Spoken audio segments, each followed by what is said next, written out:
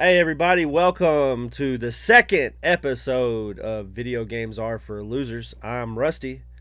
And this is Cliff Goat, leader of the hashtag Goat Army on YouTube.com/CliffGoat and Twitch.tv/CliffGoat, where we are all about that action. I'm just about that action, boss. Monster. All right, hell yeah, man, I love that. I wish you would have did that last episode too, but hey, there we go. All right, guys, welcome in to another episode of Video Games Are for Losers. We're gonna talk on some heavier stuff today.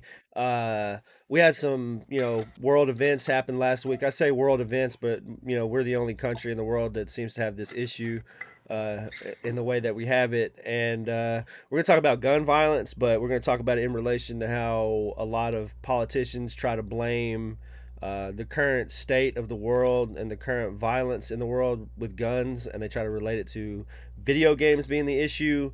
I guess personally in my life, Cliff, the first instance I remember of this type of language, I mean, it's happened before this, but like the one I specifically remember in the newspaper was in around 2000, 2001, I think, when Grand Theft Auto 3 came out. So Grand Theft Auto 3 comes out, Rockstar releases a hell of a fucking game, hell of a game.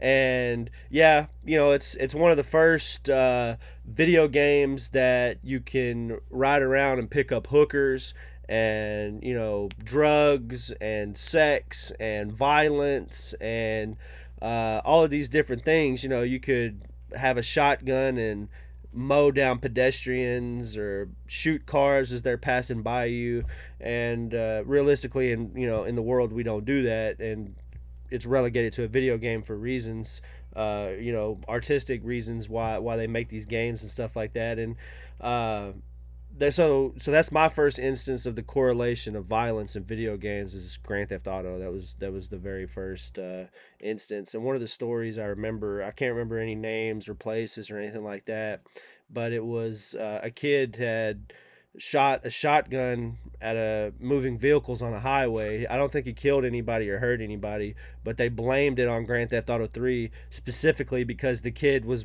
shooting at cars on a highway, which is something you would do in a video game. But I'll pass it to you now to go ahead and let you answer the question. So what correlation, if any, do you think there is between violent acts from mostly white teenaged or early 20s males? A lot of these shootings are from the demographic that we were in when these video games were being produced, and why or why not do they relate to each other? I'm going to answer the question in a very indirect manner because I like to tie my personal experience, not so much in me shooting somewhere, which I've never done, Yeah, but absolutely. I just I want mean, to give you at the least I hope I'm just not. I'm going to give you the kind of what the cog wheels that spin in my brain, because my first video game in which I did ever have any kind of shooting or any kind of events in which I could take control of my character and do things that I could not ever imagine doing in public was Grand Theft Auto 3 as well. Yeah, So I'm okay. glad you pointed out Grand Theft Auto 3 because that is definitely my first experience. So let's go back in time. Shooting games. My first ever shooting game that I can recall playing, which I would say in the N64 realm, because anything before that on 2D side scrolling, no. And Doom I'm not counting because that was just Aliens, kind of a fantasy world, if you will. But Well, games well, like well, Doom we might have to count because if you remember, Doom was a part of the manifesto of the Columbine kids, which is I think I where didn't know that. the which I don't think it was a part of their manifesto, but it was a part of the conversation. I believe Doom was about their violent act. Doom was definitely in that conversation because that's like the first violent video game. But I was like you said, I wanted to kind of relate it specifically to my experience. But I know for world experience, I believe Doom was a part of congressional hearings and things like that after those kids. I don't want to say their names at all to give them any recognition, but all those particular guys that went and did what they did at Columbine, because they were video game. I mean, you got to think the neighborhood that they were in is a upper, it's a middle class, and at that time when the middle class was thriving in the early '90s when that happened, you know what I mean. They weren't from like a poverty stricken area. They were from a well off area with access, because I didn't have access to Doom in the 90s. Like, we didn't have a computer. We couldn't afford a computer for me to have access to that particular version of Doom in the early 90s. So, but yeah, that was definitely a part of the conversation. But I'll go ahead and let you finish. For me, if we're talking about just for me, the game that really triggered how brutal this world really is for me, it wasn't Doom. Not saying it wasn't part of the manifesto and all that stuff. That aside, I'm talking about the game that really triggered in my brain. Is this something that's socially acceptable? It wasn't GoldenEye. Because GoldenEye, I say differently in a sense because you have humans getting shot, and if my memory is correct, there was some degree of gore in that game, some degree of it anyway. Like, people getting shot, blood splurting out and whatnot. It wasn't that game. It was Grand Theft Auto 3. That was the game that I thought, okay, now we're actually in cities, not in some fantasy world. We're in whatever city that is a replica of said city, whether it's New York, Or fighting Russians in Miami. GoldenEye. Yeah, like, and that's the thing, like you said with GoldenEye, like for me it's not really like a game where you're doing something wrong because it's based on a movie you've already seen at this point. So we've seen 007 GoldenEye and then they released the game. So it's like you say, it's not really something I see as like socially unacceptable because you're a secret agent fighting Russians. You know what I mean? So For me, I was at a crossroads because I had previously avoided playing rated M games prior to that point for the most part. Some exceptions like GoldenEye here and there, and like Killer Instinct, which was, for those of you hey, who it was a played good game. Killer Instinct, that was a killer game, no pun intended. That game was It was a legit good and a very fighting game. highly underrated fighting franchise game, Killer Instinct. But whenever Grand Theft Auto brought up the realism in terms of just the world, pedestrians walking on the street. Wait, I got this much control. Like, I don't want to do this because at that time in my life, my brain felt very, I don't know. I still felt like I was late to grow in my brain mentally. Like, I felt like I'm still a kid in a sense, even though I might have been 12 or a little bit later when I started playing. Whenever that Grand Theft Auto trilogy came out on the PlayStation 2 for only $30 with Grand Theft Auto 3, San Andreas, and Vice City, best trilogy package ever. Oh yeah, I said, absolutely. I'm like, no, this is not me. I don't want to play this. This is horrible. But I desensitized to it over time. It might have taken me a week or two. I eventually desensitized myself to it. Someone getting exposed to that for the first time ever, to that control that you have, that might affect them very differently. They might accept it over time. They might just say, no, I don't ever play this again. Or someone like myself, I'll accept that, okay, this is just part of the meta in your video game development experience because Grand Theft Auto still exists today, and I would think most people they can tell the difference between fantasy and reality, right? But the thing is, there are some people out there that want to make that fantasy their reality. They want to make their fantasies reality.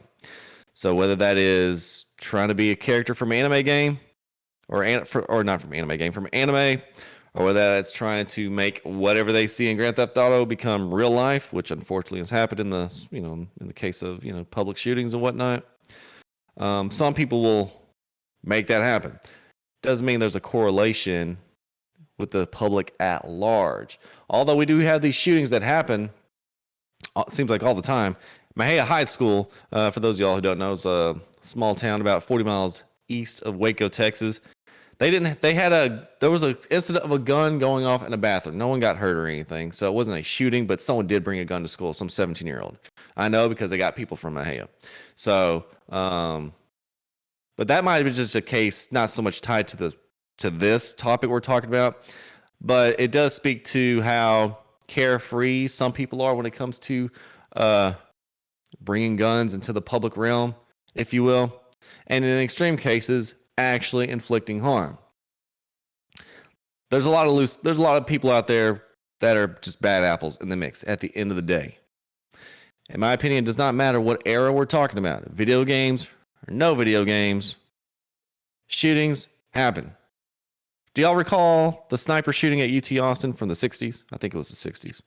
Yep, I know what you're Well talking about. that was well before video games. That The was clock tower guy in the clock tower, yeah, that was a massacre of sorts. United States Um, Marine. yeah, That If person you, was from the Marines. So yeah, are we going yeah, to go out there yeah. and say the military is bad for certain people because it will trigger them to? At the end of the day, I'm just thinking out loud. But at the end of the day, there will be some form of stimuli in the world, whether it's in media or your real life experience, like, some people that go through through basic training or just through years of being in the service, some people want to bring that fantasy or that short-lived reality of being on the battlefield to home. They want to bring it to the general public for whatever reason in their twisted minds, whatever the stimuli is.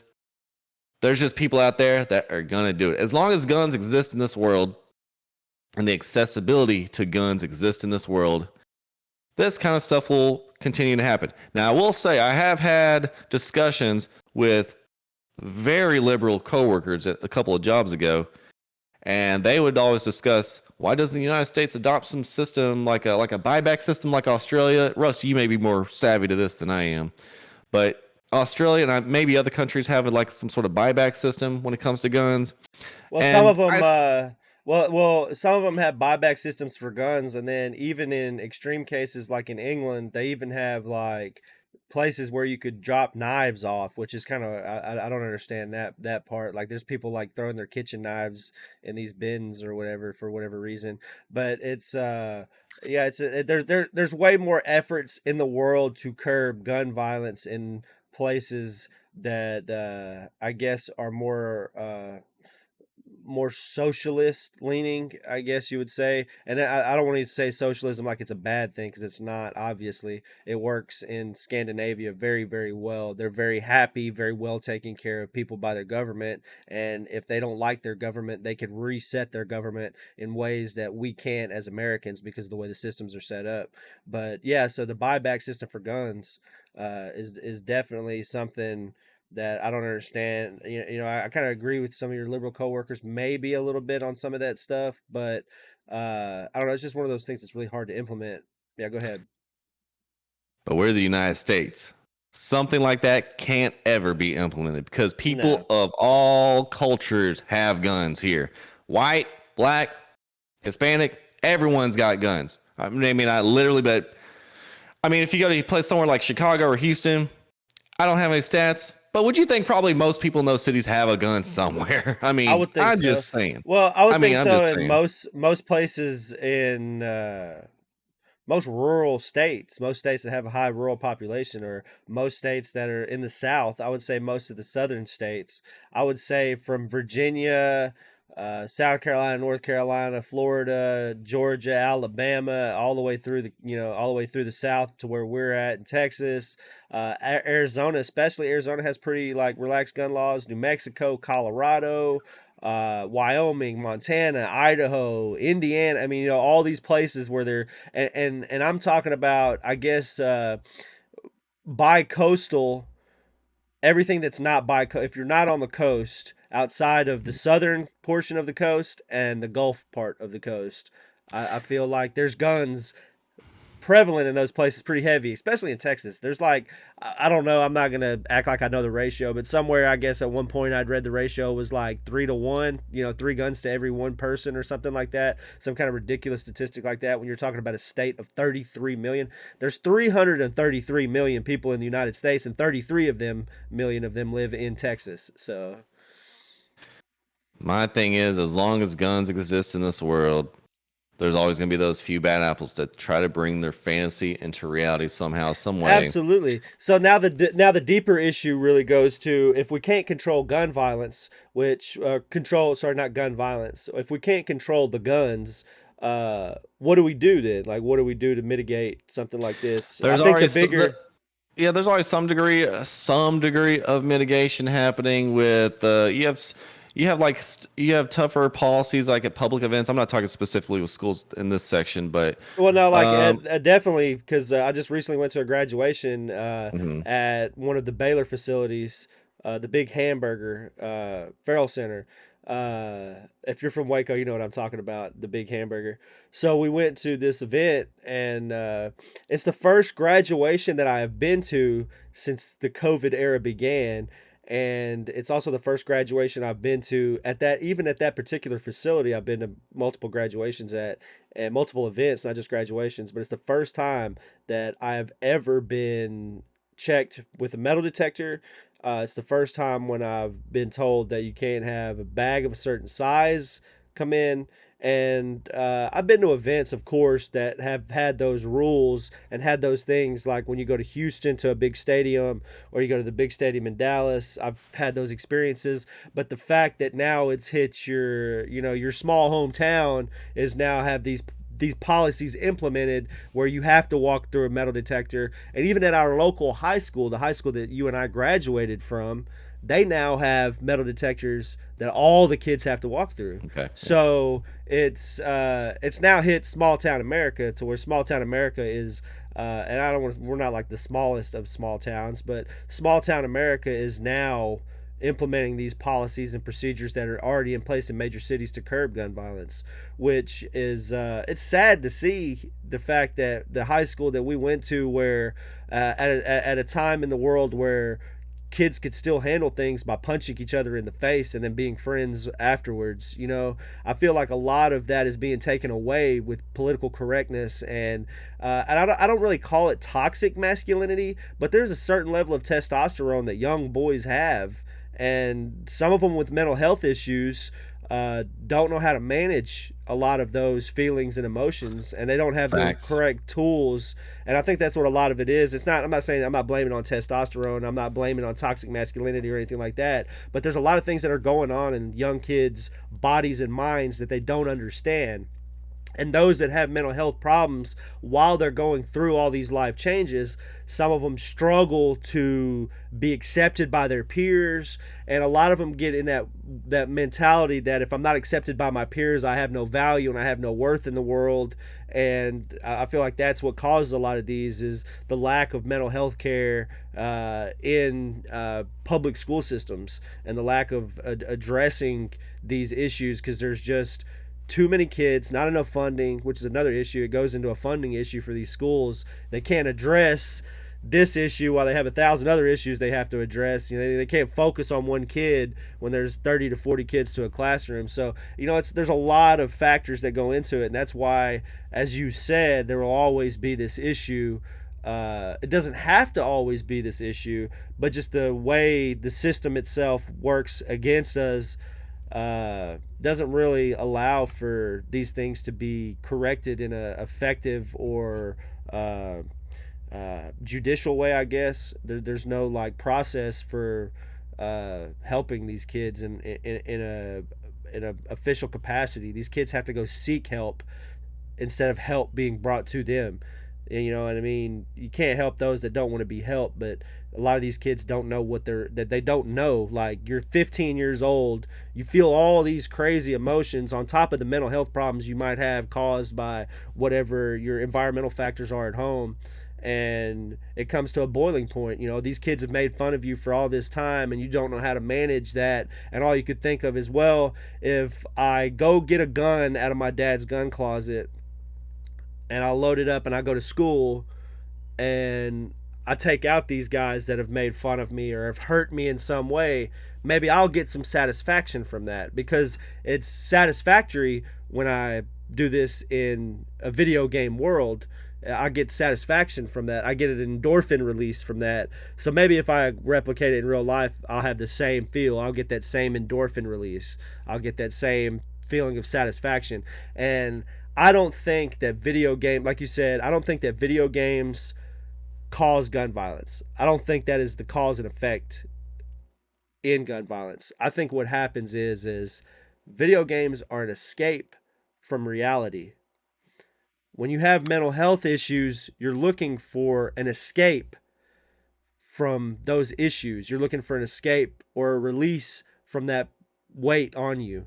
So I feel like, yeah, video games you can't just ban video games that have violent acts and violent stuff going on in them, because you and I, as we sit here, I've played hundreds of violent video games at this point in my life. I played probably some of the most violent video games that exist in the world of video games, and I've never had the urge. I've never had the desire. I've never had the thought. It's never even been a blip in my mind that I want to go cause violence because I played this game. And I think that's what politicians try to do is, yes, we could say that people that do that, yeah, they played a lot of violent video games, but so did his neighbor, and his neighbor plays baseball every day, and then his neighbor plays basketball when it's season, and his neighbor makes A's and B's, and his neighbor is,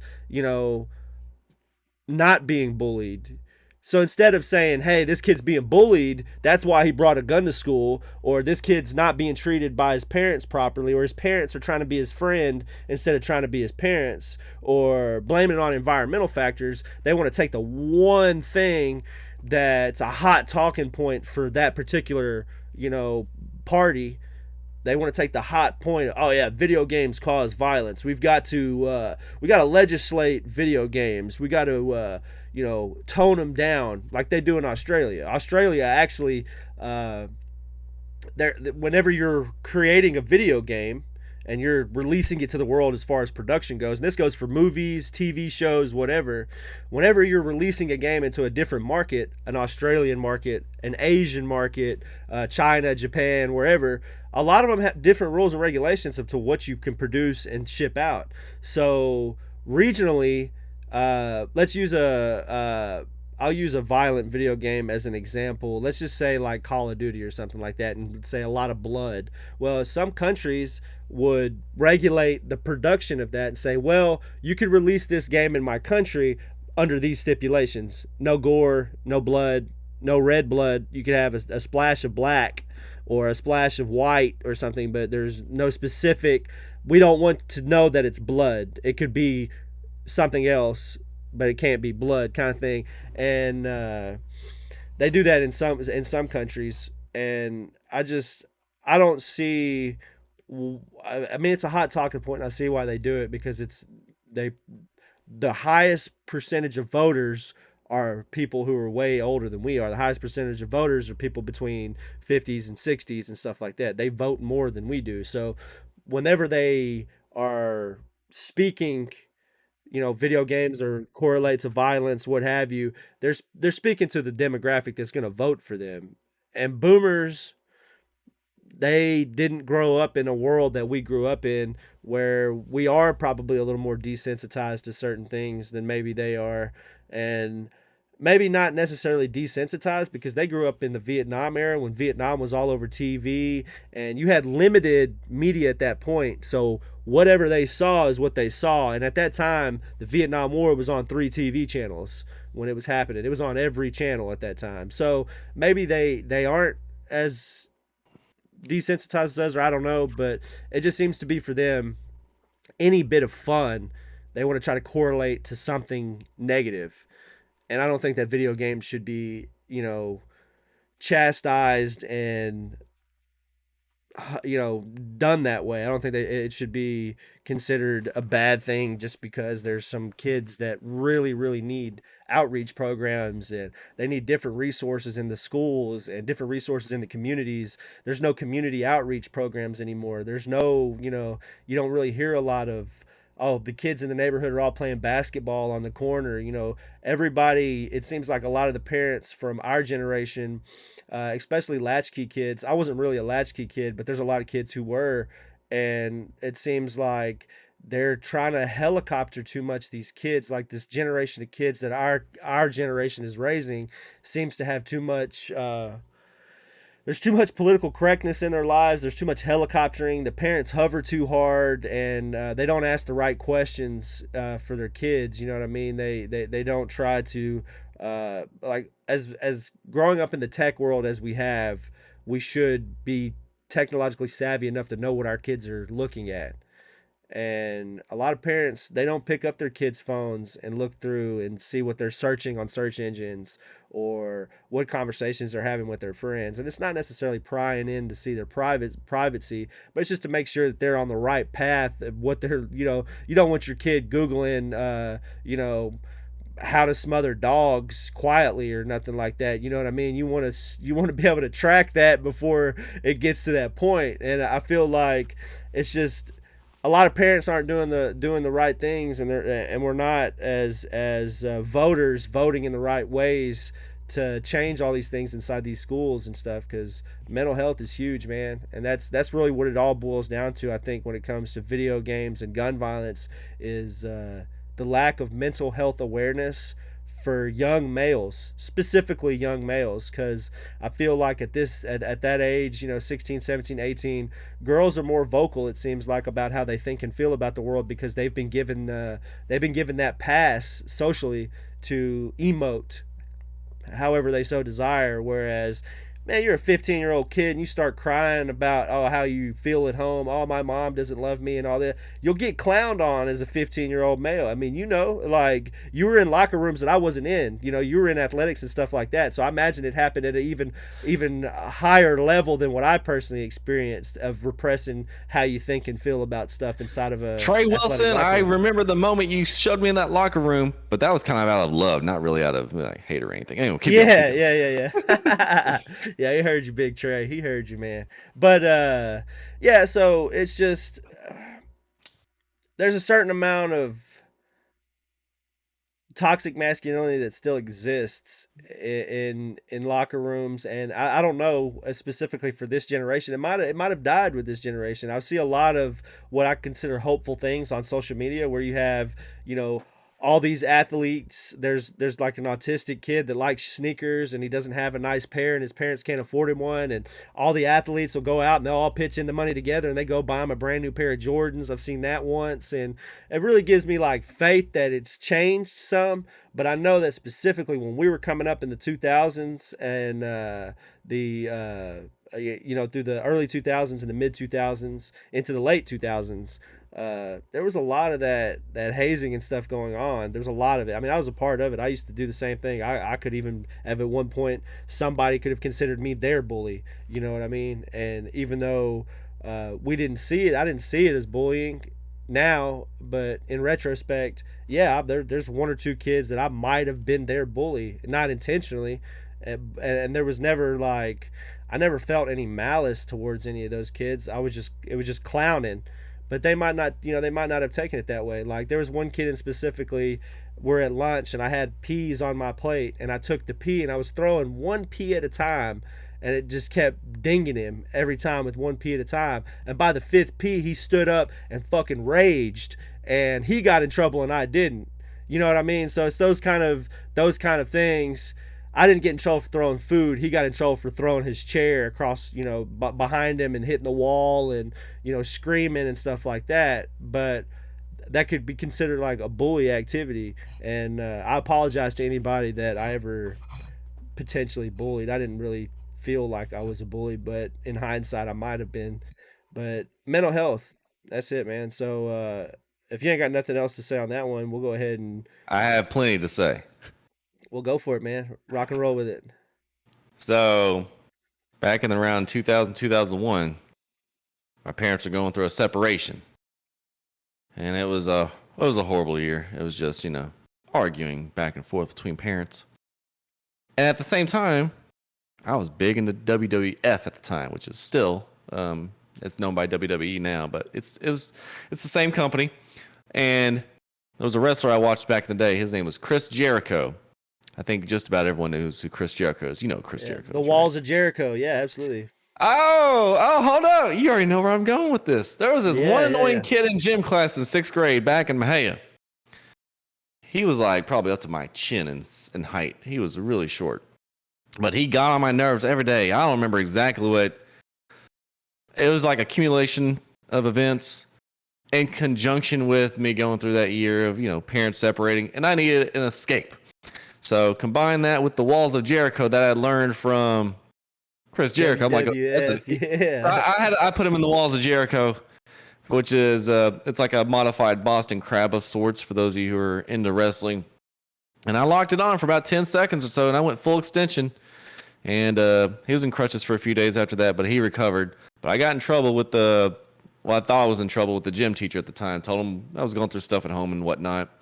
And I didn't get like punished for it, if you will. I was in trouble initially, went to the, gym teacher's office and Yeah. whatnot. But But that was definitely not my best moment. And so likewise, like you say, Rusty, I apologize for anyone that I've bullied as well. And I always like to think that just having related to being violent in some degree, uh, I always feel like there's a method, not really method behind the madness, but there's reasons things happen. It's not an excuse at the end of the day. I feel like um,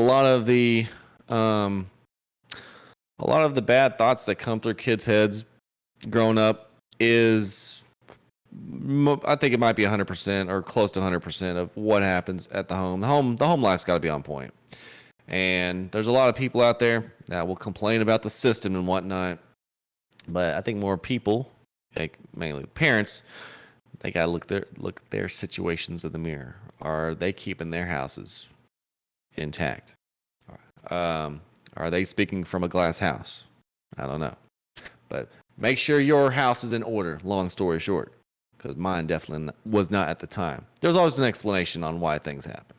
There's a cause and effect. Even if you don't know, even if there's demons that people face, it's not really demons at the end of the day. It's a metaphor we use, Rusty. But there's something else that happens that's not easy to define. So if someone commits suicide, like a famous singer that famous singers we've known over the years, demons is just a metaphor. It's a common metaphor that we use as people, and common metaphor that the media uses and whatnot. But there's always something that builds up to it somehow, some way. Like in the case of Avicii, for example, I don't know 100% for sure, but I'm pretty sure that guy was an introvert that did not want to be in extroverted environments every freaking day of his life in those clubs and whatnot. Because let me tell you, me streaming for 2 or 3 days in a row with the energy that I like to do on my Fortnite streams, I feel drained. Imagine how drained he feels. People are feeling drained because of a variety of reasons. And if their home life ain't in order, they're going to try to find an escape somehow or try to bring that escape to a reality. Yeah, whatever escape that you choose to bring to a reality, do not unleash it on others. Try your best not to. Easier said than done for some. But there's always going to be a few bad apples, unfortunately. That's all I got to say about that. Yeah, and I guess to close off this part of the segment here, the video games and gun violence, just remember anybody that if you're feeling some type of way about any type of anything that's going on in life, just remember there are outlets for you. There are people that will talk to you. I'm one of them. You could hit me up in the DMs on Instagram at Video Games Are for Losers. You could, I don't know. Does YouTube have messages? I don't know. Does YouTube have a messenger? No. They don't have like a DM system. Or you could email us at videogamesareforlosers@gmail or videogamesareforloserspod@gmail.com. And I'll be willing to talk to anybody about mental health or anything like that. But if you can't talk to me, reach out. There's definitely resources for you. And we'll help you find them. I'll help you, whatever your area of the world is. We'll look for them. I'll help you make the phone calls to find out. And the major hotline number that everyone needs to know is 1-800-273-8255. That's 1-800-273-8255, the National Suicide Prevention Hotline. Or 1-800-273-TALK. 1-800-273-TALK. And that's 24/7 on that hotline, and they'll give you resources in your area as well. But if you don't want to talk to a hotline and you want to talk to an individual or somebody, like I'm definitely willing to help you find whatever tools and resources you need. And on that note, we'll go ahead and push forward. So I kind of want to just briefly touch on this. This one's not like a big thing, but the new YouTube feature to where it's like YouTube highlights or something they're calling it, to where the most watched parts of a single video, and then they produce a video, I guess, with the most watched parts, and that's what they show you instead of the whole video. So it cuts out like all the filler. I think that's kind of what the gist of it was, from what I understand. And I thought that was a pretty cool new feature. What do you have on that? So per TheVerge.com, YouTube will now highlight the most replayed parts of videos in its web player and mobile apps. Feature was previously available as an experiment, but it's launching for all users today being March 18th of this year.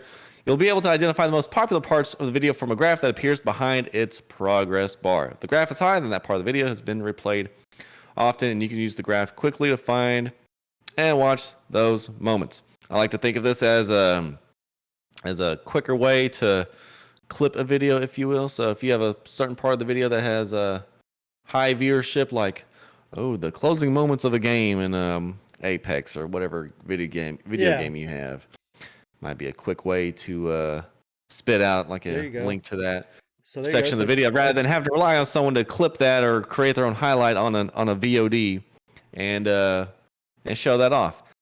Because the biggest issue for myself personally as a content creator is I know how to do all the damn editing. I don't want to put in the time for it. I really don't. I yeah, mentioned this on the editing's last stream. I timely. don't Yeah, care. That's why I do mainly live stuff more than the uploads because no, I just yeah, don't editing is care for timely for editing. sure. And if Yeah, you would like like to help us with our editing, you could email us at videogamesareforloserspod@gmail.com. Only if you're wanting to work for free. If you don't want to work for free, then please do not email me. I do not have any money to pay for editing, and that's why we're trying to find somebody that just likes what we're doing and somebody who wants to help but us we'll put drive in a our good word for products. you if you do a good job. Yeah, I'll put in a good word. Whether you do a bad job or not, if you just edit it for me, I don't care as long as it's edited. We can have scuff edited. That could be a part of the show, scuff editing. Okay, so we'll go ahead and move on to the next one. I just want to briefly touch on YouTube, since that will be our major platform that we're using, and any new features that can help us with our content is cool. Which it is kind of an old feature now. We're talking March, so it's a new old feature. Which yeah, like you said, that's kind of cool for content creators because it helps you kind of metric and gauge what part of your contents are working the best. You know what I mean? What parts of what you're doing in your videos. So say you have a 20-minute video and the 5 minutes in it peaks, another 10 minutes in it peaks. You can go back and watch those videos of where this most replayed part of your video is, and you can see whatever specifically you were doing and make note of whatever it is that was causing the video to pop in those certain areas, which is a cool gauge, I think, for content creators. So we'll go ahead and briefly touch on the Final Fantasy VII remake, which is playing in Cliff's background there. He's got a long play of it running through. Well, the Final Fantasy VII for me, PS1, uh, JRPG, probably the first JRPG that I didn't play, but was exposed to. I never was a Final Fantasy guy. I was more into Dragon Warriors. Uh, Dragon Warriors was one that I really played a lot of, and Fire Emblem was one that I was big on. But as far as JRPGs go, I missed the Final Fantasy buzz, but I was around the buzz at the time because it was it's a pretty big game uh, for a particular group of people at the schools that I was going to, and I feel like for a lot of these kids that were big Final Fantasy VII fans, a lot of them are now in the otaku world kind of thing. Like the Final Fantasy VII kids were the kids who started the otaku club and were real enamored with Japanese culture and anime and things like that. And I guess for me, I was really hesitant about anime as a whole because of the demographic, particularly at my school. And not every school probably had it was like this, but I'm talking small town Texas, and yeah, I was kind of prejudiced against it, I guess you could say, because a lot of the kids were the kids who didn't have very good social skills, uh, body odor, things like that. Just didn't have very good hygiene. And I don't want to be stereotypical because this is a podcast called Video Games Are for Losers. And I was a loser too who played video games. So I don't want to be Keep like, talking while I grab something real quick because I want to yeah, no, illustrate a you're point. good. No, you're good. So I don't want to say like they're losers because they played video games and liked anime or nothing like that. No, because that's not what it is. At that time, that's what my mind thought, but obviously that's not true. And so Final Fantasy VII for me was like, uh, I was a part of video game culture, so I understood what its relevance was, but I don't know, it never really hit for me. Look, for those of y'all who did grow up playing these anime games, I hope y'all used a bunch of this. I want you to zoom in on this. This is very important. This is hella important. This is Hey, some good old Dove hell men no. care right here. Yeah, hit it. Hit the Look hell at no. that. Yeah, hit Look the at hell no. this. If you ain't using this when you were a kid, you were smelling like, oh, hell no. I don't want to smell that BO. No. I'm just saying. Yeah. I'm just saying. No, you're Hopefully y'all right. You're use right. this. And for those of you out there who are currently playing these games, hopefully y'all are using a healthy amount of good old deodorant. Continue, Rusty. So we'll go to like the graphical aspects of it. So of course at this time everything's 2D, and it's a PlayStation 1 game, but it is still 2D. They didn't really utilize all of the graphical capabilities of a PS1 at the time. It was it was, imagine it was intentional to keep with the theme of the PlayStation, or sorry, the Nintendo, because it wasn't on PlayStation until PlayStation was born. Before then, it was on Nintendo all the way up until PlayStation was made. But while it was still on Nintendo, it was all 2D sprites, 8 and 16-bit music, uh, real, simple. And then when it goes to the PS1, it kind of retains that feel. So with the remake, we're talking about a complete graphical, uh, auditory upgrade. Like, I've watched a video on it, and then I see your video in the background as well. And from the Final Fantasy VII that was there when I was a kid, and I'm gonna go back, guys, just for you all, and I'm gonna play Final Fantasy VII, and I'm gonna check out the remake. I probably won't play the remake, but I'll watch some gameplay just to see if I could match up certain points of each game together.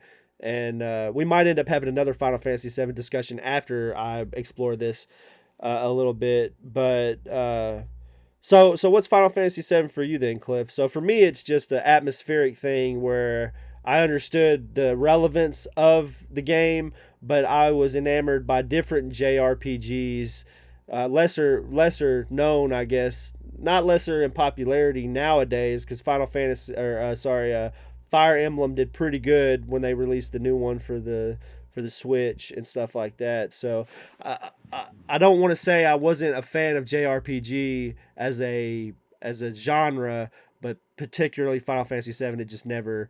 Everybody, there was the buzz around it was literally a buzz. There was flies, and I could smell the kids that played it. So it just wasn't like, it just didn't. I don't know. It was just a stereotypical. I don't want to touch what they're interested in, because I don't want them to hear me discuss Final Fantasy VII and try to have a conversation with me about a game for 5 hours.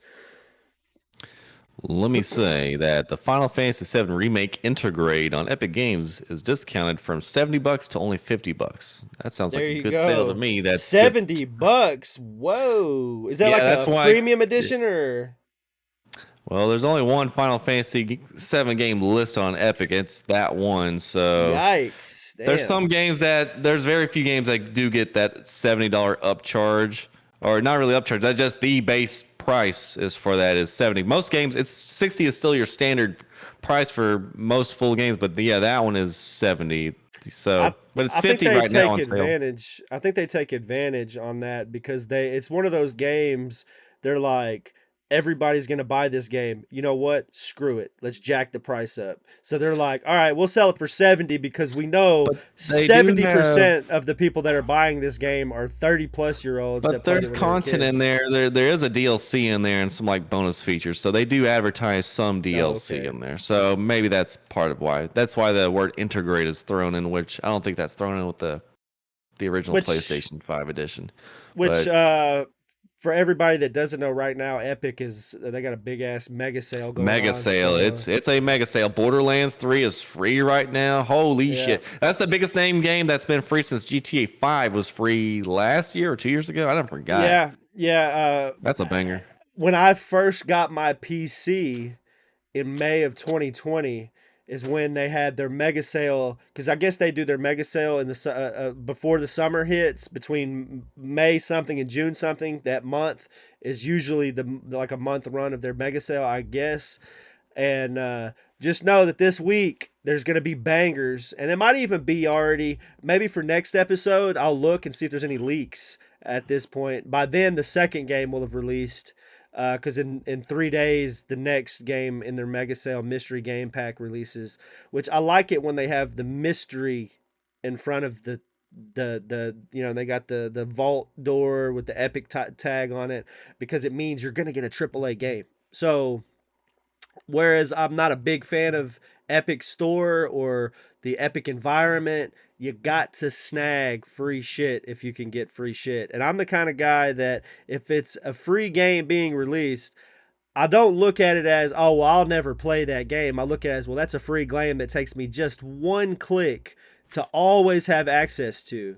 So I think of it in terms of if I break my legs tomorrow, or if I'm paralyzed from the waist down for the rest of my life tomorrow, I'll have such a large catalog of games that maybe the game I said I wouldn't play because I didn't necessarily have time to play it, I might explore. Because if you're paralyzed from the waist down and you don't really have much going on in a day, I might have a lot more to do as far as gameplay. Because if I were ever disabled in a way that I'm not able to function in life the way it is right now, video games would become a huge focus in my life in a bigger way than they are now. And I would dedicate more of my time to video games, which I already dedicate all of my free time pretty much to video games or content creation or something adjacent to gaming. So we'll go ahead and push through Final Fantasy VII unless you have anything else you want to add, which I'm sure you do. I do. Uh, Yeah. Final Fantasy VII really exposed a weakness about myself, at least back in the day. It exposed how dependent I am on a player's guide. I don't know if I speak on behalf of a lot of people, but Brady Games, y'all were the real MVP. Without that player's guide, I don't know if I would ever beaten that game. Seriously. Keep talking. Dude, I got you. Brady Games was like the savior for me. Final Fantasy was like the first video game franchise in which I felt like I needed someone to walk me through the game. Whether it comes to finding the specific weaknesses for certain bosses, how to navigate certain mazes. You need to go through the left tunnel one time, then the right tunnel 5 times, then the left tunnel another couple of times based on some code that's outside the entrance of a temple. Final Fantasy makes you check every damn detail of every room before you progress onward and do what you got to do in order to progress in the game. And let me tell you, I felt lost without a guide in the Final Fantasy franchise. You can even go as far back as Final Fantasy VI for the SNES, which was Final Fantasy III. I was, lost a lot in some of those games, so I just had to rely on the guide a lot, and that's what I remember most about Final Fantasy VII specifically, is that I need a what do they call for those guides that like to help you through the Himalayas, the Sherpas. I needed a Sherpa in the form of a player's guide to help me through Final Fantasy VII. And the worst part of the game for me, or at least the most tenuous part of the game, was easily the last dungeon of the game, in which you have a limited number of save spots that you can use. I remember if it was 1, 2, or 3 that you can place throughout the course of a dungeon. And I don't remember how long the dungeon. It felt like it was like 2 or 3 hours to get through it. It might have not have been that long, but you can choose to use this one. It's like a save spot. You can place it anywhere you want, but once you save your game, you don't get that spot back unless you have like a different save file. So I remember I placed the save spot towards the beginning of the dungeon. So whenever I played the game again, I know I had to set like a few hours ahead of time. 1 or 2 hours to get through the dungeon to Sephiroth, and then 1 or 2 hours for the actual boss battle itself. So I said, oh my goodness, thank goodness I'm emulating this game, and thank goodness for save states, because I would have had to keep this PlayStation 1 on all night. Because I'd played the Final Fantasy 7, 8, and 9 when I had the emulator on my old HP machine with 256 megabytes of RAM back in the early 2000s. It was barely fast enough to run EPSXE. Shout out to EPSXE. And I don't know how many hours I've dedicated in trial and error to get that emulator to work. But anyway, It was a fantastic adventure. I've not played the remake yet. I kind of want to buy it. It's only a $50 game right now through June 16th, Yeah, which I gotta might get have it to buy while it it's on that. hot. Yeah, gotta get while it's hot. I might have to and because if there's a certain game I want to play in all its 4K glory, it's the Final Fantasy VII Remake Intergrade. But if any of you have a favorite Final Fantasy VII memory, be sure to comment it down below here in the comments here in the video.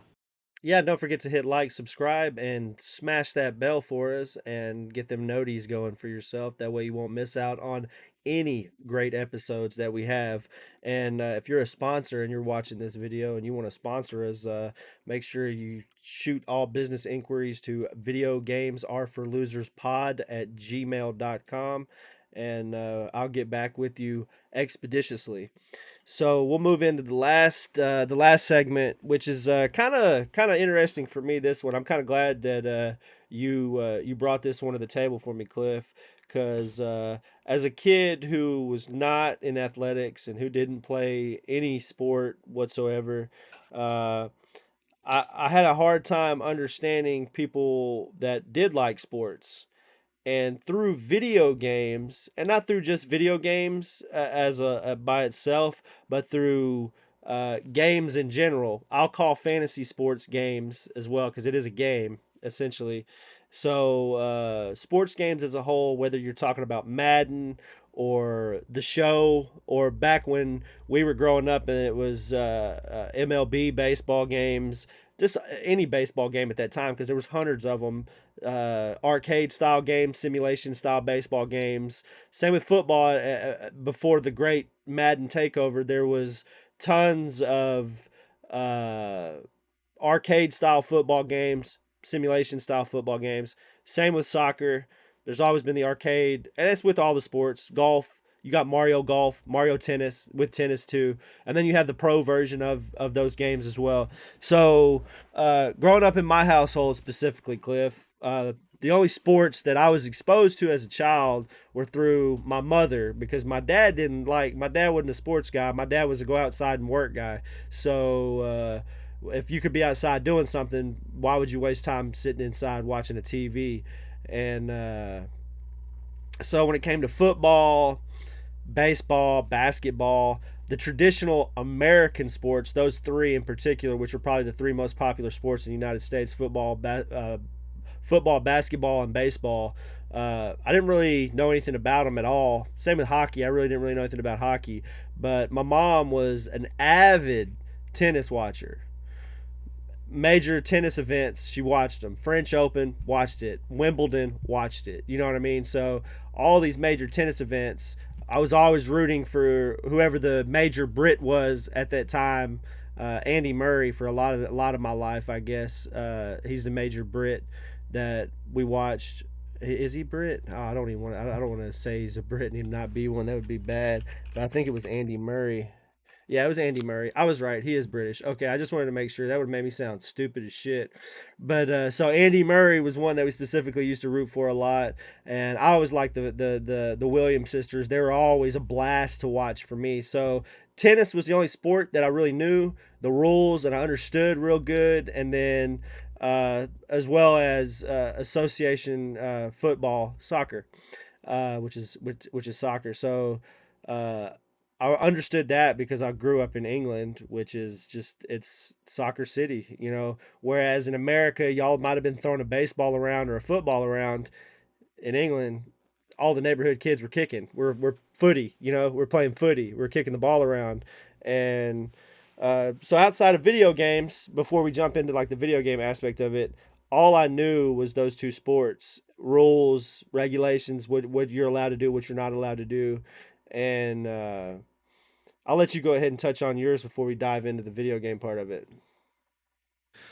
Yeah, for me, baseball was the only game I really knew the rules of. They're playing T-ball and what we called at the time the midget league baseball division in Mahia, which I don't know anywhere else in the country that called it midget league, but that's what it was called then. I doubt that's used anywhere else now, but Yeah, keep in mind, guys, that this is rural Texas. So any political correctness that you may now find in your lives, it's still not very politically correct in some of these areas that we're from or that we'll discuss sometimes. Just keep that in mind, please. So I didn't really find too much interest in watching a lot of sporting events on TV, mainly because the definition of those games are so small on a very narrow, um, I guess, resolution of TV cameras or whatnot. Whereas the at-home experience of watching sporting events have come a long way. It's a lot more presentable. I can actually grasp the field and what's going on and whatnot. But in terms of the logistics of the game, like with the time and like first down, second down, I didn't really understand that until the 2000s when I started playing the video games. But that was kind of my knowledge base before I integrated sport video games into my repertoire, because I was more into the adventure games, the fantasy type games, before I delved into the real life video games, such as, or the more the real life oriented games, such as your FPSs, some of them anyway, like Call of Duty, which is closer to, or Battlefield, which is closer to real-ish, rather than others like Apex and whatnot. But yeah, that I was more into the fantasy games. But do say what you're going to say, Rusty, on integrating the video game aspect. We'll let you Oh go, then yeah. I'll go on that Okay. one. Okay, so for me, anything that I knew about football and basketball was something that was easier to learn once I started watching it. Like I feel like the only thing that it took me a while to learn in basketball is like appropriate fouls, like like understanding the fouls and stuff. That was really, for basketball, for me, that was really the hardest part to learn, because once you watch basketball, it's easy. I feel like it's not too, because there's not very many uh moving parts to a basketball game as there is in a football game. A basketball game is more continuous with less stopping and going and stopping and going. To me, it was like soccer with a smaller field and they're throwing the ball around instead of kicking it. That was how I was able to boil basketball down. So basketball video games start for me with like NBA Live and stuff for PS1 at my cousin's house. And my cousins were all athletic. One of them even played college in baseball, and probably if played his cards right, probably would have had the potential to go pro. But life happens, and we don't always play our cards the way they're dealt. So I had athletic family members that played these sports games, and I was never really interested in sports games. So this is late '90s. We lived with them for a short time when my parents were in limbo between where we were living at, and they were looking for a new house to buy. And they had a PlayStation. Early adopters of the PlayStation. The PlayStation had just came out, and this is like one of the first sports games for the PlayStation. And of course, Michael Jordan had just come off of a ring year. So this is a game coming into a year after Michael Jordan, who is my first boom, my first identifier of a sports great. Michael Jordan, Chaos in the Windy City for the Super Nintendo. That game was the shit. Yes, that was a good one. That was a good one. I played that in after the fact as an adult. I went back and I've emulated tons of games. Obviously, sports games, specifically sports games. I went and emulated a ton of them because I wanted to see personally see the evolution of sports games from what they were to what they are, and that's personal research I did way before this podcast topic was chosen or this podcast was even thought of. So yeah, like I said, I remember my first like identifier of a huge sports figure in American sports was Michael Jordan, and it was through this NBA game. And that's the team I always picked when I played my cousins, because they're like, well, you're not that good at the game, so just pick the best team and you'll have the better advantage over us if you pick the best team. So I always picked the Bulls every time. I just picked the Bulls. And that was something that I did from there on, even when the Bulls sucked and Jordan wasn't a part of the team anymore. I always picked the Bulls just because that was just the team that I rode with through that, which I now am. If I watch basketball, which I only watch basketball when it's interesting because of super teams, I only watch it in the postseason. So I'm now watching basketball. So go Mavs. And or Spurs if the Spurs were there, or if the Houston Rockets were there. I like Texas. I like to root for Texas as a whole. I don't I'm really just gonna keep it discriminate. real.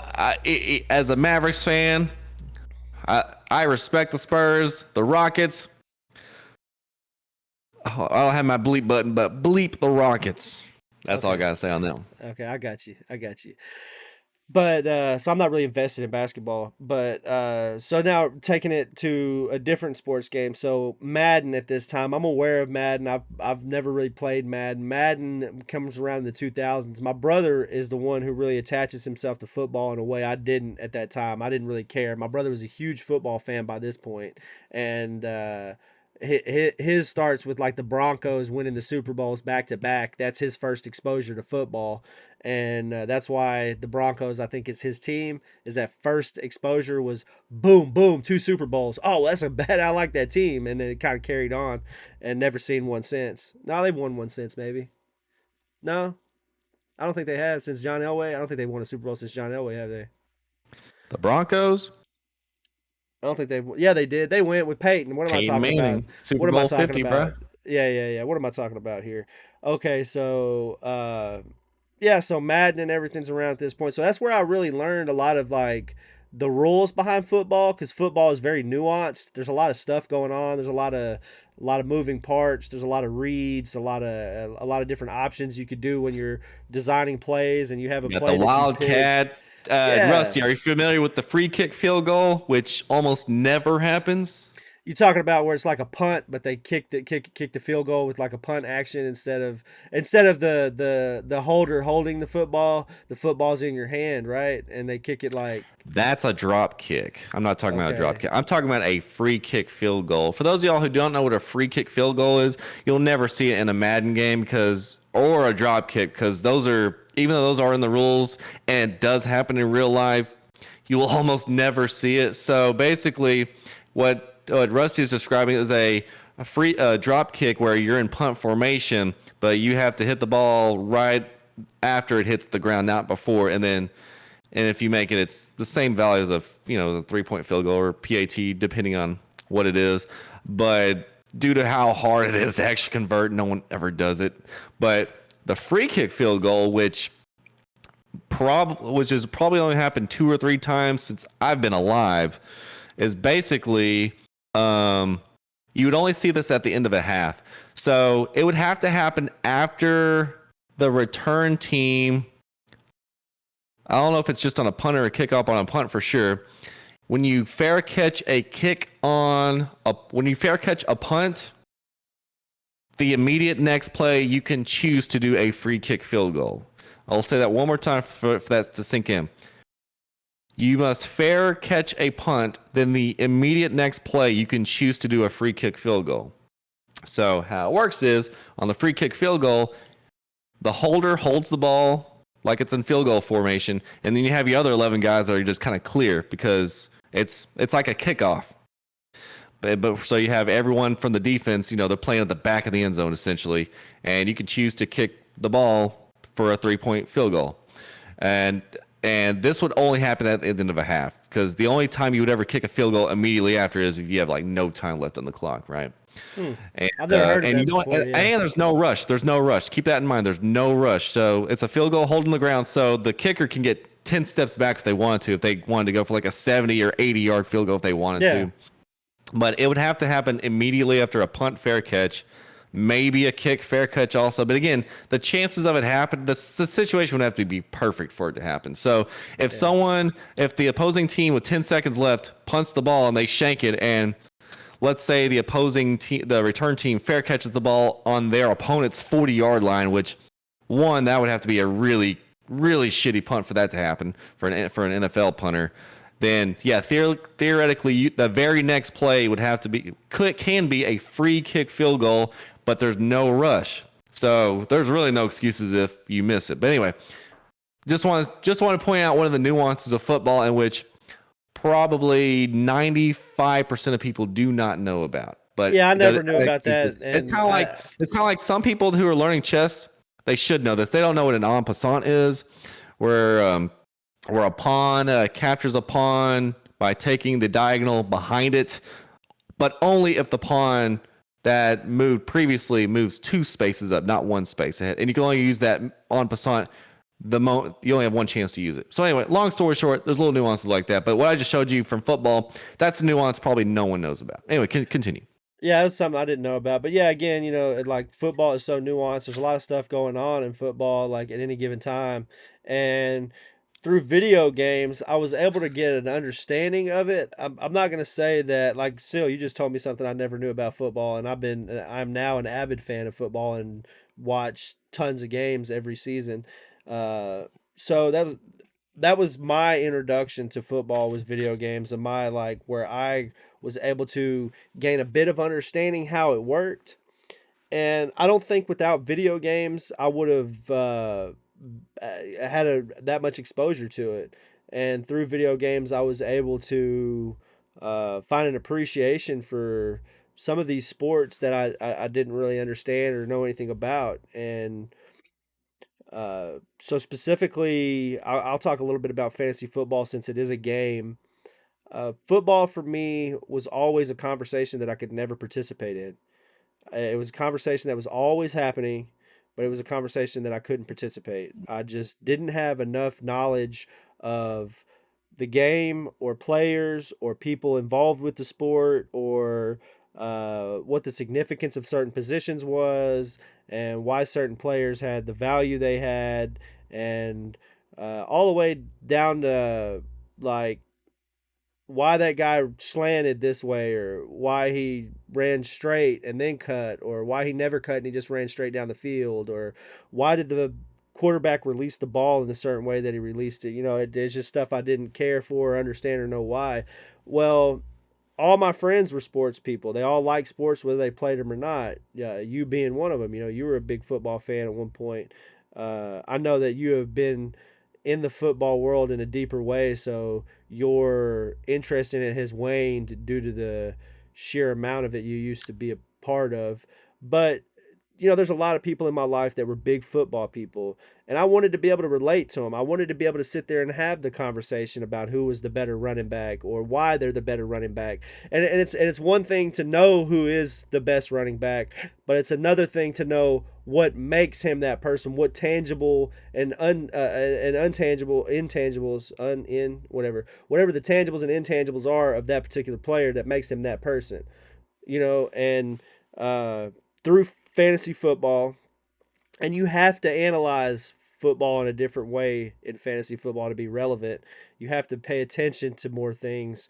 You have to pay attention to the tangibles, but you also have to pay attention to the intangibles. You have to pay attention to the heart that somebody has, and the drive and motivation they have to be better players. And you might get, like, for instance, last year, Cordarrelle Patterson, specifically in fantasy football. He's a guy who has always been a dual player, somebody that you could either slot in as a running back or slot in as a wide receiver for that. And there's some of those players that play that dual role that you could put in that role.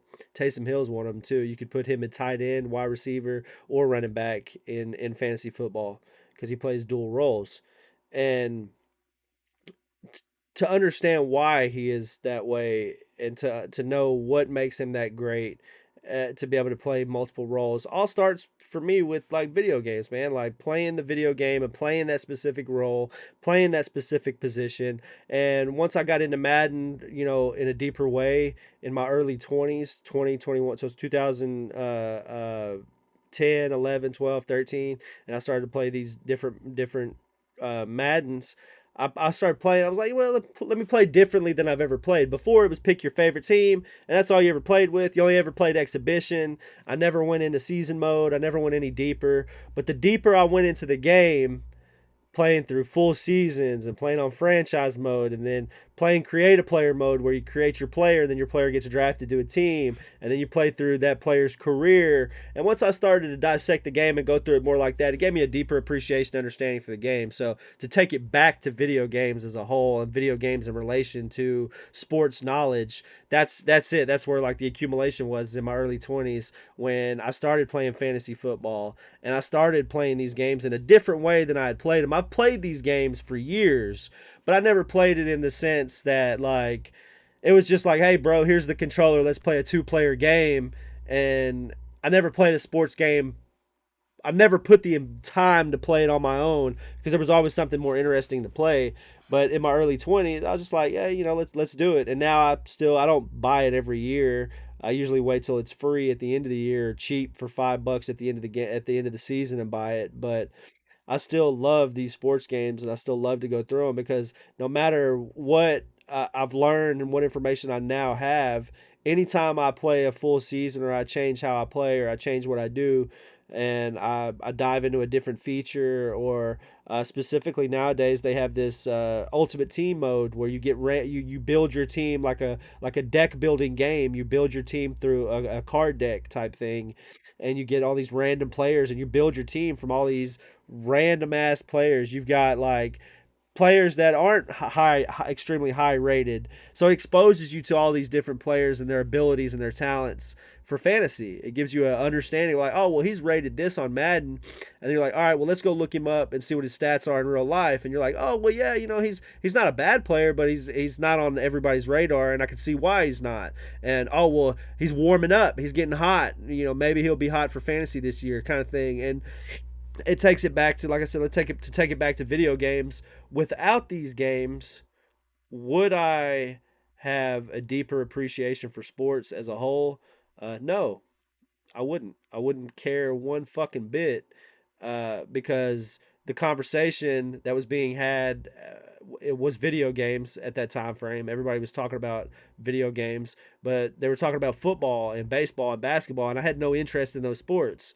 So video games put those sports in my hands. They made games tangible. They made these sports tangible to me, and I could then gain an appreciation through them.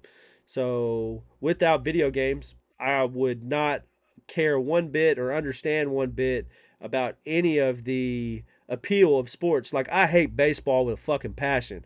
I would never pay tickets to go and watch baseball. But through video games, I understand why it's a talent, why they're considered athletes, and why they're considered the best at what they do, and why they get paid what they get paid because of the high entertainment value. They don't get paid because they can hit a ball with a stick. They pay because of millions of people will watch them hit a ball with a stick. And people don't understand that. People are like, he gets paid, $300 million over the next 15, 20 years or whatever. Probably not 15 or 20, 300 million. That's probably like a 10-year contract, probably less. It's probably like a 5-year contract these days in baseball, but they're getting $500 million contracts and people get pissed off about it. And I'm like, well, stop watching baseball if you're upset. I said, that's the problem is the reason why they get paid is not because they're proficient at that sport. That helps you get more money. I said, but even the guys who suck in the NBA, if you make it to the NBA, you're getting paid. The league minimum puts you as a millionaire. Doesn't matter what position you play. If you make it to the NBA, the league minimum makes you a millionaire. According to basketballnoise.com and several other sites, the minimum NBA salary starts at $925,000. And you got to think that bare minimum of 900 and something $1,000, that's not including all of the incentives that you get. That's your base pay. That's the base bare minimum. And anybody that's coming up, the base bare minimum is not all they're getting. They're getting other incentives in that. Every contract nowadays has some type of incentivized payment structure to where, yes, this is your base check. If you do nothing all season, this is what you get. But and if you do this ESPN, and do this and do this. As a side note, according to ESPN.com, just as a side note, the top 90 highest paid players in the NBA make at least $14 million a year. And how many players make at least $30 million a year?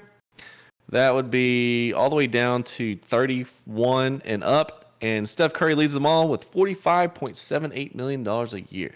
Holy shit! But that's Steph Curry, he is the greatest shooter in the history of this planet. So yeah, he is. He's the greatest He's the greatest shooter from the 3-point line. Best free throw shooter ever. Best 3-point shooter. He's got the highest percentage on both.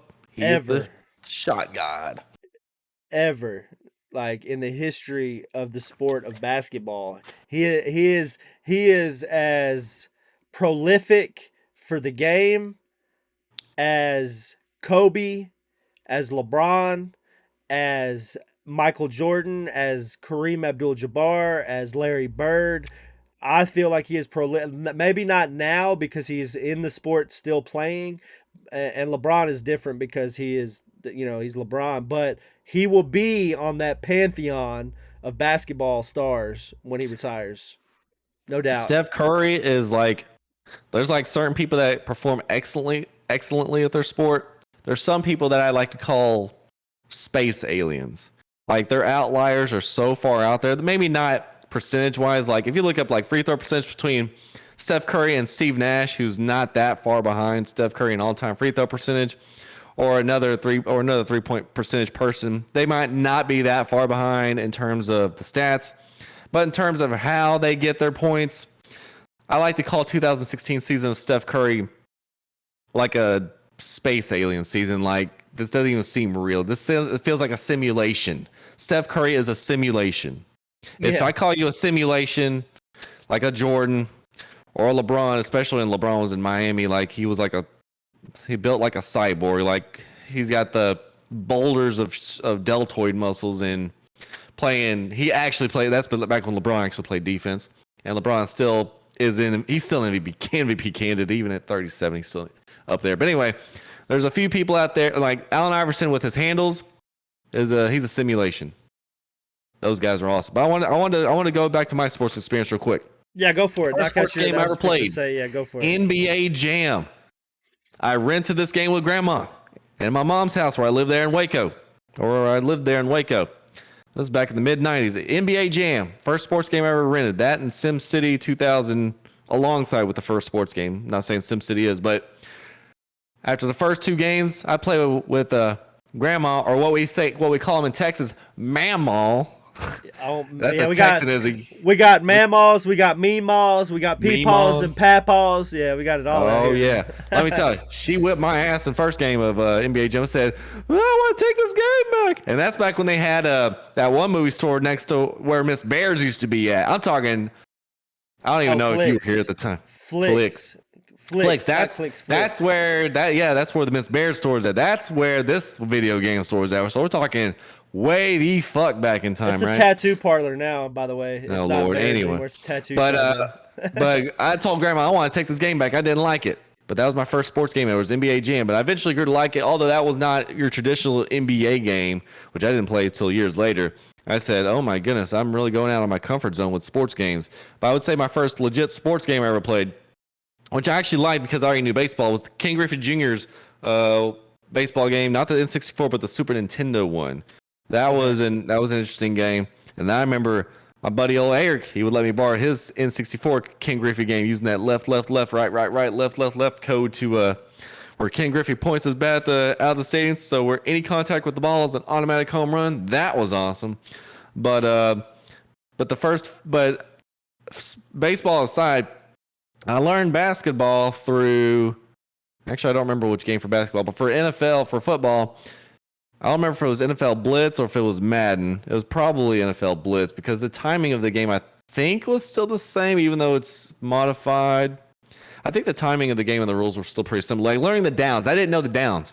I had watched the Super Bowl between the Rams and the Titans in 2000, which was the greatest finish to an NFL game ever. Don't at me on that. It just is. Whenever you get tackled at the 1 yard line, that's what you call a bittersweet ending. But anyway, let me tell you, I learned the rules of football through playing NFL Blitz and Madden, knowing the downs. Not so much the strategy. Even though I've been exposed to football in my life, I don't really care about the offensive, defensive schematics and whatnot. I'm not really an expert on the defense stuff. I'm more so think on the special teams side of things. That'd be my specialization. But I kind of learned just the basic rules. Your your both feet inbounds and whatnot, your penalties and whatnot, like understanding that you can accept and decline penalties, which didn't make sense to me until they would present the menu to you on a game. And if a pass interference happens, to decide whether to accept it or not, and so forth. But football, that I really needed an NFL game to really kind of speak to me the rules and whatnot, because a telecast was not going to teach me everything. And I'm damn sure I'm not trying to study the rules on my own, because I got other stuff to do, man. But through basketball was actually fairly easy to pick up rules wise. But let me tell you about sports with basketball. kind of as on a side note, I double dribbled my ass off for most of my childhood and actually all my childhood and some of my adolescence. I didn't know what the heck a double dribble was. I said, "What is this? Why is everyone saying I'm double dribbling?" I didn't realize at the time that once I started my dribble and I stop and hold the ball with both hands, I can't dribble again. It took me years to understand that I was double dribbling. I said, "Why is everyone saying I'm double dribble?" I don't get the concept of this. I never actually went through training or anything. And playing through some basketball games and realizing, oh wait, my player's not moving anymore. Why is he not moving? Does he have steel toe boots on or something?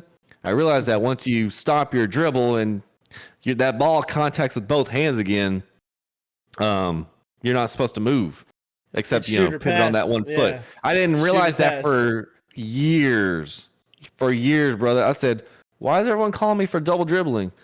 I did that. I never heard of a double dribble until they called me for it, just in casual games and whatnot.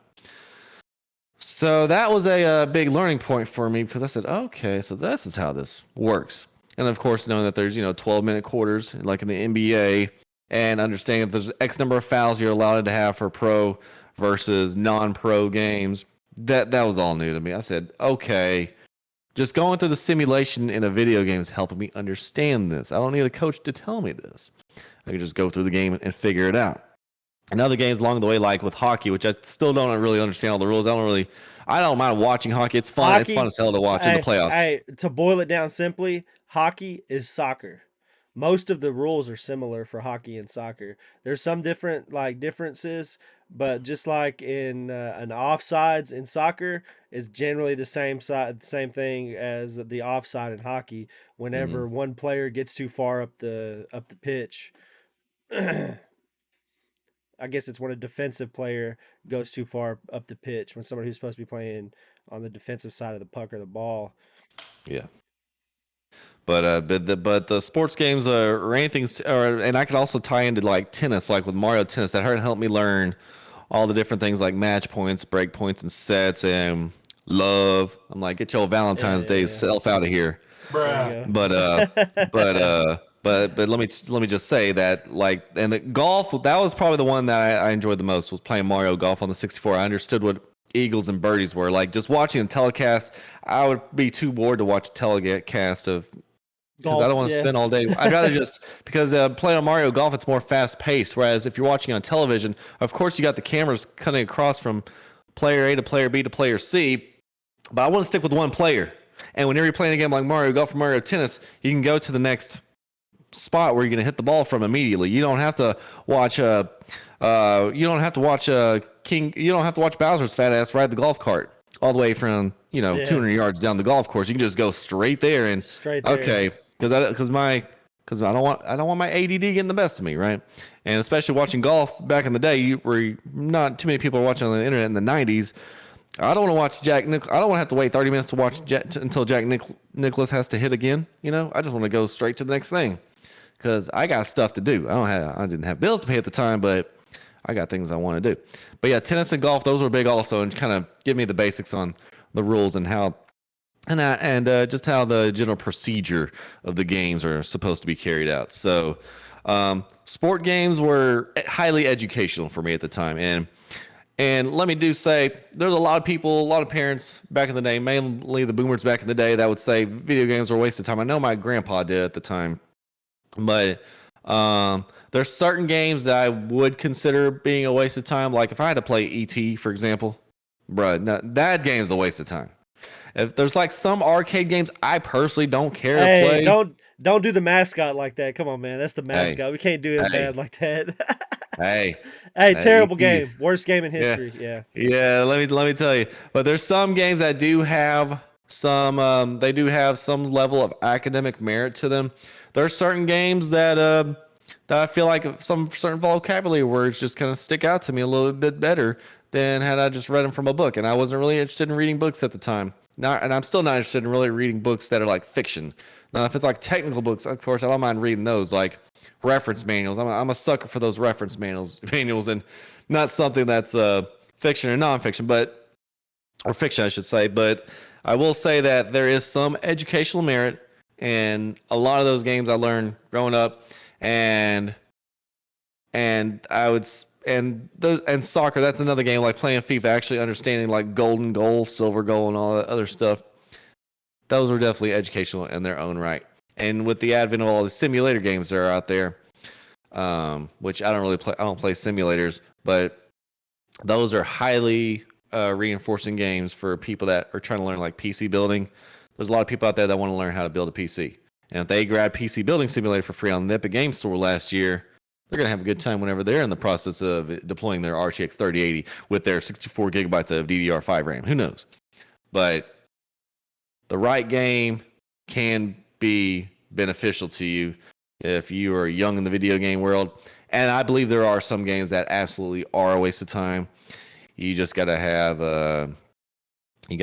the ability to determine which ones are and which ones aren't. There's plenty of games out there I think are a waste of time personally. Like, so I remember a few years ago, people in the hashtag Goat Army on my Discord would be like, "Hey, Goat, play Goat Simulator." I don't give a crap. I don't care if there's a goat in the game with all the ragdoll physics. That game is what I would put on my list of waste of time to play. It was a time Straight up. waster for sure. Yeah, I played it a little bit just to see what it was about because I got it for free or whatever. It was definitely just a nonsense game. It was fun, but it was just nonsense fun. But other than that, I like I'm the kind of person I kind of want to segue from the sports and think about the academic aspect, the educational aspect from it. I'm not talking about playing Harvard Simulator or whatnot, but for me, whenever I've been playing games growing up, I like to play games that have some sort of if they take me on an adventure, like the Final Fantasy VII, like we talked about earlier. Oh yeah, we'll go on an adventure for a few weeks, a few weekends, Yeah, and some burn personal some time. intrinsic value. Yeah. Yeah, I mean that works. So, um, but yeah, but the game has to take me on an adventure of sorts. And I do want to segue kind of as we come on the end of the sports discussion. There's certain activities that I want to take me on an adventure. Certain video games. Chess is an adventure. Checkers not so much an adventure, it's just patterns and stuff. Whereas chess, it's psychological. I want something to take me on a thrill ride. I want it to be a thriller. And if you play Hey, a you heard it great here. You heard it here first, guys. Chess is a thriller. It is one of the most thrilling games there is. chess is a thriller. I don't care. Like some people might not be interested in chess, but when you integrate the psychological aspects and trying to anticipate what your opponent's trying to do next, and It's spending fun, so yeah. much time trying to devise a plan just for it to come up short, or maybe it goes in your favor, the heartbreak, like it hits different in chess. Chess is different, fam. It just is. It But I is, like yeah. activities that have some sort of redeeming value in that way. Like if you play a good chess game with someone, it might be better than a lot of movies that you've seen in your life. But anyway, there are some activities that they will affect your day. And if it sparks some level of human emotion of sorts, then I'm all for it. And that's how I was with sports games growing up. Although I'm not really as big of a fan of sports now as I was then, they definitely had a place in my life, and they clearly had a place in yours there, Rusty. Yeah, they did, man. Like I said, I really sports games is what introduced me to American sports. So, like I said, for me, it was mainly being able to understand conversations that friends were having, and the only way that I was going to understand what they were talking about was whether I watched the sport or played the sport, and I played it instead through video games. So, yeah. Uh, well, we're getting at the end. We're at the end of our second episode here. How you feeling about that, man? How you feeling? We're 2 episodes in now. Look, I would have to say that I approve. There we go. We got the official ding from Cliff. So, guys, again, I appreciate everybody who took the time to watch our first episode and everybody that takes the time to watch this episode. This has been Video Games Are for Losers. And if Cliff doesn't have anything left to add, we're going to go ahead and wrap it up here today, We out guys. of here, fam. That was All right, I fam. think that's a certified banger. And if you All think that right, was a man. certified banger, be sure to like this video, comment, subscribe, hit that bell for notifications, and share it with all your friends. Yeah, we'd appreciate that. And we do have an Instagram that is live with its first reel. It is Video Games Are for Losers Instagram. www.instagram.com/video games are for losers. Spelt as it sounds. Video games are for losers. All one word together, masked in a at format there. So, yeah, and you could email us at videogamesareforloserspod@gmail.com. If you see this video and you think it could use some of your editing skills, uh, yeah, we'll showcase you and try you out and see what we could do. And again, any ideas, any concepts, any recommendations, suggestions, leave them in the inbox. And thanks for watching. This has been Video Games Are for Losers. I'm Rusty, And this is Cliff Goat. aka the boy. KP, straight from the LV, leader in the hashtag Goat Army, where we are all about that action. I'm just about that action, boss.